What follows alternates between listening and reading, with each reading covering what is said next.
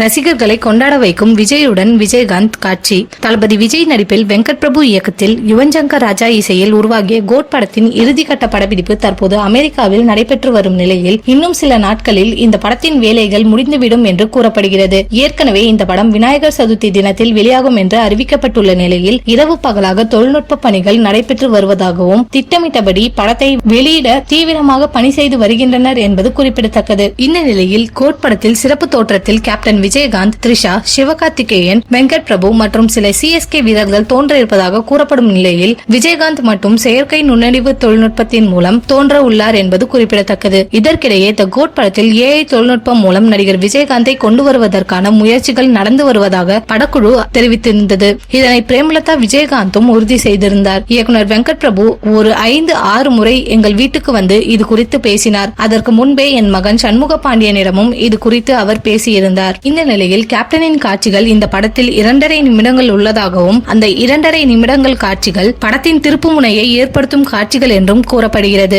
நீண்ட இடைவேளைக்கு பிறகு திரையில் கேப்டன் விஜயகாந்தை அவரது ரசிகர்கள் பார்க்க உள்ளதை அடுத்து இந்த படத்திற்கு நல்ல எதிர்பார்ப்பு ஏற்பட்டுள்ளது என்பது குறிப்பிடத்தக்கது. அவர் வரும் காட்சியில் ஒரு பாடலும் இடம் பிடிக்க இருக்கிறதாம். தியேட்டரில் பெரும் வரவேற்பை பெறும் என எதிர்பார்க்கலாம்.